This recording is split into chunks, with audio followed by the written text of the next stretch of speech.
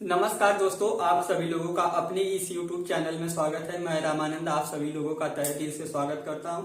जैसा कि कल हम लोग इस क्लास में नंबर सिस्टम कर रहे थे और इसमें कल नंबर पढ़े थे, प्लेस वैल्यू पढ़े थे और फेस वैल्यू पढ़े थे, तो एक बार उसका रिवीजन करेंगे, फिर उसके बाद आगे देखेंगे। तो जैसे नंबर क्या होता है, नंबर जिसको हिंदी में कहते हैं अंक। नंबर क्या होता है कि गणित में किसी भी संख्या को प्रदर्शित करने के लिए 10 चिन्हों की आवश्यकता होती है, जिसे हम क्या कहते हैं, अंक कहते हैं। तो क्या होता है, जैसे 0, 1, 2, 3, 4, 5, 6, 7, 8, 9, ये क्या है, अंक है। और इन्हीं अंकों के संयोग से क्या होता है, संख्याओं का निर्माण होता है। जिसमें 0 क्या होता है, 0 एक असार्थक अंक होता है। 0 क्या होता है, असार्थक अंक होता है।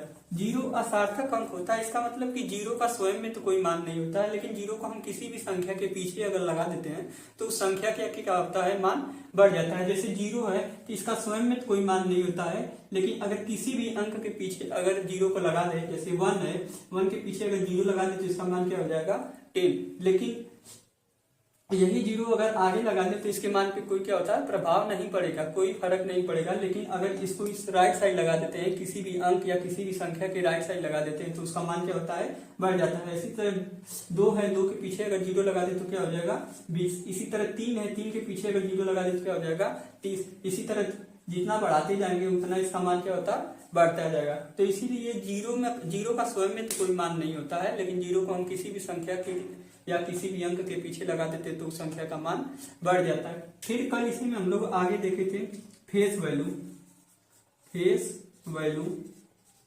जातीय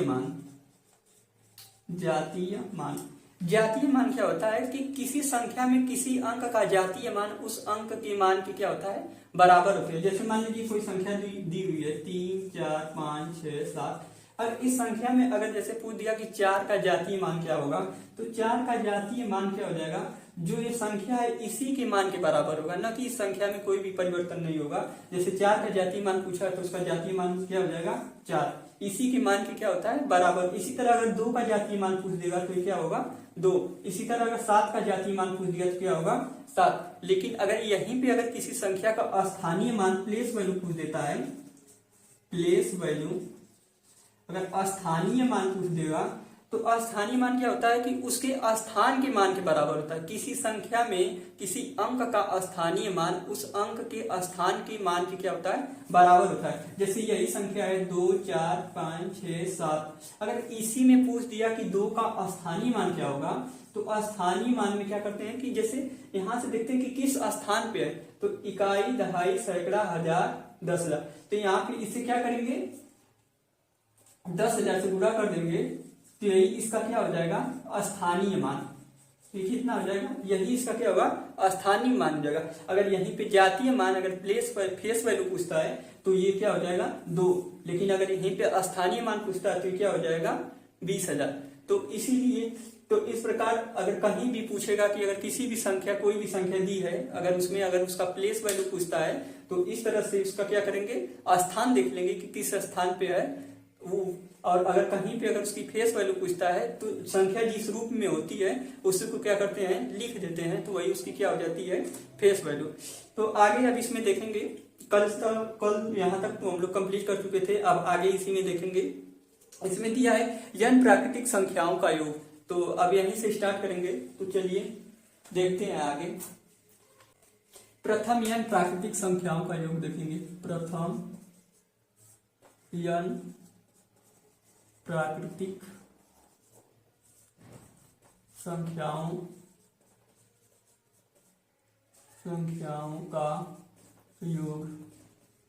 प्रथम n प्राकृतिक संख्याओं का योग का फार्मूला होता है n प्लस 1/2। तो एग्जाम्पल के माध्यम से देखेंगे। जैसे मान लीजिए कोई सीरीज दी हुई है 1 + 2 + 3 + 4 ... अगर 10 तक दिया है तो इसमें पूछेगा 10 तक के संख्याओं का योग क्या होगा। तो इसमें जैसे n बराबर क्या हो जाएगा, जहां तक पूछा रहता है n का मान वहां, जैसे n बराबर क्या हो जाएगा 10, तो इसी फार्मूले पे रख देंगे n प्लस 1 अपान 2। तो यहाँ पे n के स्थान पे क्या रख देंगे 10 प्लस 1/2, 2 से इसको क्या करेंगे डिवाइड कर देंगे, कितना आ जाएगा 5 का गुणे क्या हो जाएगा, इसको इसमें ऐड करेंगे कितना हो जाएगा 11, कितना हो जाएगा 55। तो इसी तरह एक और दूसरे उदाहरण से देख लेंगे। मान लीजिए कोई सीरीज दी हुई है 1 + 2 + 3 + डॉट डॉट, तो इसमें पूछेगा तो n बराबर क्या हो जाएगा 20। अब इसी फार्मूले पे रख देंगे तो कितना हो जाएगा 20 प्लस 1 अपन क्या हो जाएगा 2, इसको इससे काट देंगे कितना आ जाएगा 10। अब इसमें 10 गुणे इसको 20 और प्लस 1 क्या हो जाएगा 21, तो कितना हो जाएगा, इसका इसमें गुणा कर देंगे तो 210। इसी तरह अगर कोई भी सीरीज दी हुई है और उसमें पूछेगा कि उस संख्या का योग क्या होगा, पूरी सीरीज का योग क्या होगा, तो इसी फार्मूले पे रख देंगे तो उसका क्या हो जाएगा आंसर आ जाएगा। आगे इसी में देखेंगे प्रथम n प्राकृतिक संख्याओं के वर्गों का योग। प्रथम n प्राकृतिक संख्याओं के वर्गों का योग। प्रथम n प्राकृतिक संख्याओं के वर्गों का योग होता है n प्लस 1 2n प्लस 1 अपान 6। इसका फार्मूला होता है n प्लस 1 2n प्लस 1, इसी फार्मूले पे रख देंगे n प्लस 1 2n प्लस 1 अपन क्या हो जाएगा 6। इसी पे रख देंगे तो क्या हो जाएगा 20 गुणे 20 प्लस 1, फिर यहाँ पे 2 20 प्लस क्या हो जाएगा 1 अपान 6। फिर इसी तरह देखेंगे 20 गुणे 21, यहाँ पे क्या हो जाएगा 20 दूनी 40 और प्लस 1 41 अपान क्या हो जाएगा 6। फिर आगे देखेंगे इसका इसमें क्या करेंगे गुणा कर देंगे तो 0 2 कितना हो जाएगा 4 गुणे अपान क्या हो जाएगा 6। अब इसको फिर इसी काट देंगे तो क्या हो जाएगा यहाँ पे 3 ये हो जाएगा। फिर इसको अगर देखेंगे तो ये अभी भी डिवाइड हो जाएगा, तो इसको फिर एक बार डिवाइड करेंगे कितना आ जाएगा 70 का इसमें गुणा कर देंगे कितना आ जाएगा 0 7 एकम 7 7 चौक 28, यही इसका क्या होगा आंसर। तो इस प्रकार कोई भी सीरीज दी है तो इसी फार्मूले पर रख देंगे तो उसका मान आ जाएगा। किसी भी प्रथम n प्राकृतिक संख्याओं के वर्गों का योग इसी फार्मूले पर रख देंगे तो वो क्या हो जाएगा आ जाएगा। आगे इसी में देखेंगे प्रथम n प्राकृतिक संख्याओं के घनों का योग देखेंगे। प्रथम n प्राकृतिक संख्याओं के घनों का योग। प्रथम n प्राकृतिक संख्याओं के घनों का योग का सूत्र हो जाएगा n प्लस 1 अपान 2 और पूरे का क्या हो जाएगा स्क्वायर।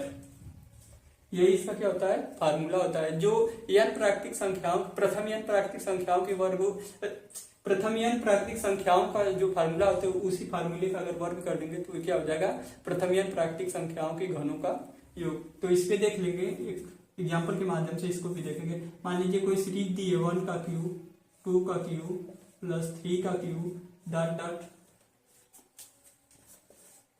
10 का क्यूब, तो इसी फार्मूले पे फिर रख लेंगे तो n के स्थान पे क्या हो जाएगा 10। फिर उसके बाद यहाँ पे भी n के स्थान पे 10 प्लस 1/2 और पूरे का क्या करेंगे स्क्वायर कर देंगे, फिर यही हो जाएगा। इसको इससे काट देंगे कितना जाएगा 5, फिर ये क्या हो जाएगा 11 और पूरे क्या हो जाएगा फिर 55, इसका भी स्क्वायर करेंगे तो फिर अब इसका स्क्वायर निकाल लेंगे तो 55 गुणे 55, अब इसका इसमें गुणा करेंगे तो गुणा कर देंगे तो कितना आ जाएगा 55 गुणे 55 कर देंगे 5 25, अब 5 25 26 27, फिर इसका इसी में करेंगे तो सेम यही आएगा 5 7 2 5 7 5 12 और ये हो जाएगा 7 3 10, कितना आ जाएगा 325। यही क्या होगा इसका आंसर हो जाएगा। इस प्रकार कोई भी सीरीज अगर दी जाएगी घन के रूप में तो इसी फार्मूले पे रख देंगे तो ये इसका क्या हो जाएगा आंसर आ जाएगा। आगे इसी में देखेंगे प्रथम n सम प्राकृतिक संख्याओं का योग, संख्याओं का योग, इसका फार्मूला होता है n प्लस 1। इसी फार्मूले पे इसको भी देखेंगे। जैसे प्रथम n अगर कहीं भी पूछेगा प्रथम n सम प्राकृतिक संख्याओं का योग तो उसका फार्मूला क्या होता है n प्लस 1। तो इसी पे रख, अगर मान लीजिए एग्जाम्पल के माध्यम से इसको भी देखेंगे। कोई भी जैसे ये सम प्राकृतिक संख्या जैसे 2 plus 4 plus 6 plus 8 plus 10 plus dot dot दिया हुआ है 20, तो इसको भी इसी पे रखेंगे, इसी फार्मूले पे। n के स्थान क्या हो जाएगा 20 प्लस 1 क्या हो जाएगा 20 गुणे 21 क्या हो जाएगा 0 2 4। यही क्या होगा इसका आंसर होगा। अगर पूछेगा n सम प्राकृतिक संख्याओं का योग तो क्या हो जाएगा 2 प्लस 4, तो इसको भी n बराबर क्या हो जाएगा 20, इसी फार्मूले पर रख देंगे n प्लस 1 पे, आंसर क्या आ जाएगा 420। आगे देखेंगे इसी में देखेंगे प्रथम n विषम प्राकृतिक संख्याओं का योग, प्रथम n विषम प्राकृतिक संख्याओं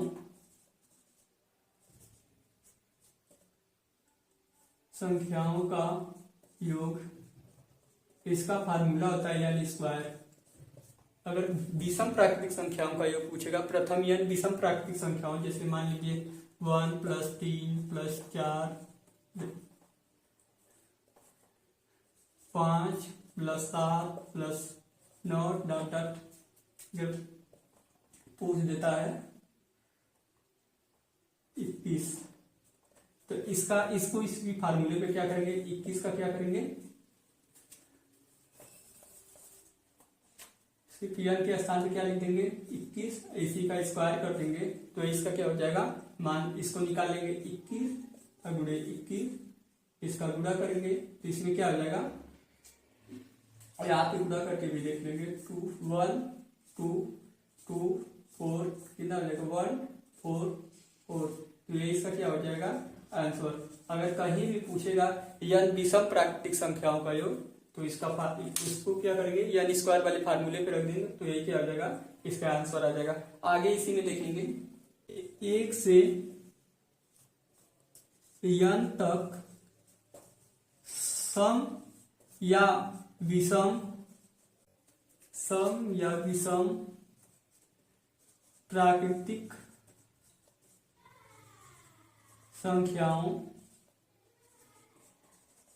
संख्याओं के वर्गों का योग, इसका फार्मूला होता है n plus 1 n plus 2 by 6। अगर कहीं भी पूछेगा 1 से n तक सम या विषम, सम रहे या विषम रहे दोनों के लिए ये कई फार्मूले का यूज करते हैं। तो 1 से n तक सम या विषम प्राकृतिक संख्याओं के वर्गों का योग अगर पूछता है, सम या विषम प्राकृतिक संख्याओं के वर्गों का योग अगर पूछेगा तो उसका फार्मूला होता है n plus 1 n plus 2 by क्या हो जाएगा n प्लस 1 क्या हो जाएगा n प्लस 2 बाई क्या हो जाएगा 6। एक एग्जाम्पल के माध्यम से इसको भी देख लेंगे। जैसे 2 का वर्ग प्लस 4 का वर्ग प्लस 6 का वर्ग प्लस डॉट डॉट दिया है तो इसी फार्मूले पे इसको क्या करेंगे रख देंगे 10 10 प्लस 1 10 प्लस 2 बटे क्या हो जाएगा 6।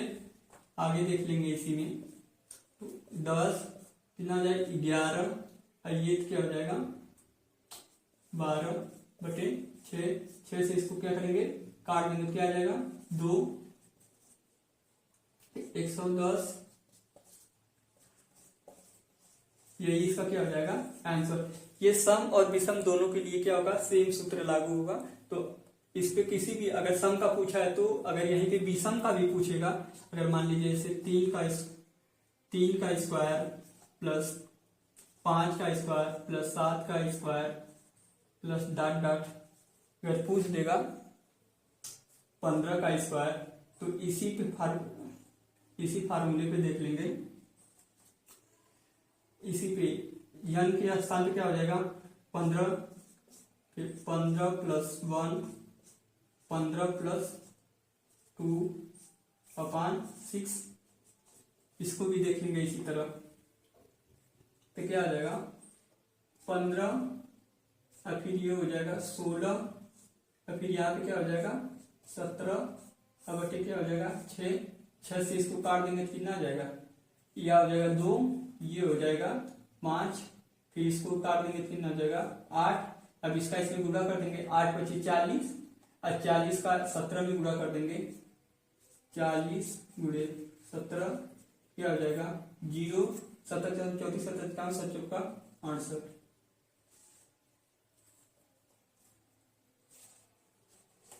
ये इसका क्या हो जाएगा आंसर।